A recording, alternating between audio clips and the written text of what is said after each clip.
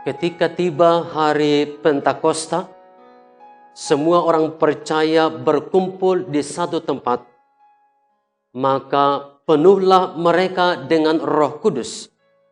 Lalu mereka mulai berkata-kata dalam bahasa-bahasa lain, seperti yang diberikan oleh Roh itu kepada mereka untuk mengatakannya. Saudara-saudari yang dikasihi Tuhan, ini yang kita rayakan pada hari raya Pentakosta ini. Dari rangkuman singkat perihal Pentakosta ini, kita beri permenungan pada 2 poin penting.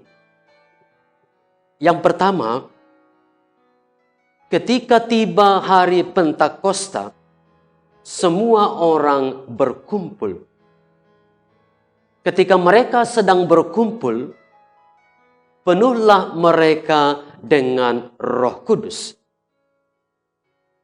Ini berarti sudah ada perayaan Pentakosta sebelum hari mereka berkumpul dan Roh Kudus turun atas mereka. Sudah ada perayaan Pentakosta Yahudi sebelum Pentakosta Kristen. Saudara-saudari terkasih, perayaan Pentakosta Yahudi disebut Shavuot. Isi perayaan Pentakosta Yahudi adalah merayakan pesta panen selama 7 minggu. Mereka panen selama 49 hari. Mulai dari panen gandum, diakhiri dengan panen jelai. Maka pada hari ke-50, dirayakan dalam acara ritual pesta sukacita panen ini dengan mempersembahkan buah pertama, mempersembahkannya kepada Yahweh. Karena dirayakan 50 hari sesudah Paskah Yahudi, orang-orang Yahudi yang berbahasa Yunani menyebutnya Pentakosta. Namun saudara-saudari terkasih, dalam perjanjian lama ada peralihan isi dari perayaan Pentakosta Yahudi ini. Mereka bukan lagi melulu merayakan pesta panen, pesta sukacita dan mempersembahkan buah pertama kepada Yahweh, tapi juga pada akhirnya merayakan turunnya hukum Taurat, turunnya 10 perintah Allah kepada Musa di Gunung Sinai.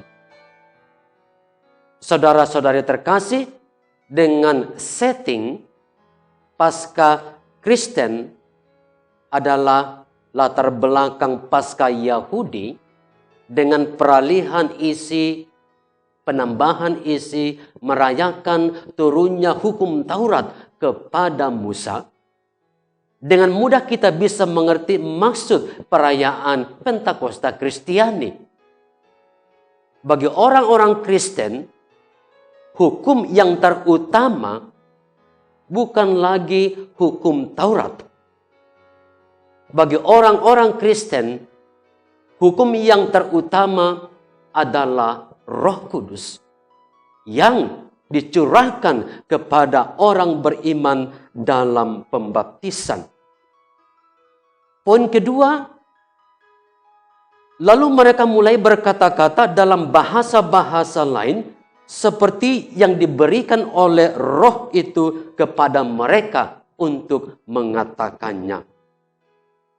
Saudara-saudari yang baik, efek dari membiarkan Roh Kudus sebagai hukum utama yang menggerakkan dari dalam adalah memampukan orang-orang yang berkumpul pada waktu itu berbicara dengan bahasa-bahasa lain. Kita sering mengistilahkannya dengan berbicara dengan bahasa roh. Intinya adalah kalau Roh Tuhan, kalau Roh Kudus berdiam dalam diri kita, Dia bisa memakai kita untuk melakukan sesuatu yang melebihi apa yang kita bisa, termasuk berbicara dengan bahasa roh. Saudara-saudari, suatu kali ada seorang pastor senior kebingungan. Biasanya paroki tempat dia, negaranya, membuat laporan keuangan tiap bulan dalam bentuk Excel dan dia bisa membukanya dengan mudah. Pada akhir tahun, paroki yang memberikan donasi kepadanya itu membuat rangkuman keuangan 1 tahun dan membuatnya dalam bentuk PDF, bukan lagi Excel. Pastor senior itu membuka dengan Excel, tidak bisa. Lalu dia mengeluh kepada pastor muda, katanya, mereka mengirim file yang salah, rusak. Mengapa tidak yang benar mereka kasih? Emangnya kenapa, pastor? Saya buka, tidak bisa terbuka. Boleh saya lihat? Kata pastor muda itu. Maka pastor muda itu mau menginstal Acrobat Reader untuk membuka itu. Ketika mau menginstal, dia tahu rupanya Acrobat Reader itu sudah terinstall di komputer pastor senior itu. Hanya tidak pernah dipakai. Maka dia buka file itu dengan Acrobat Reader dan bisa terbuka. Pastor senior bingung. Mengapa bisa dibuka? Apa kau tambahkan? Tidak ada, pastor, saya tambahkan. Acrobat Reader sudah terinstall di komputer ini. Hanya tidak pernah dipakai. Saudara-saudari terkasih, Hari Raya Pentakosta ini mengingatkan kita bahwa Roh Kudus sudah diinstal dalam hidup kita ketika kita dibaptis. Kita diajak untuk mempergunakannya, memakainya. Barangkali beberapa file-file hidup kita perlu open with Roh Kudus untuk bisa melihatnya dengan jelas.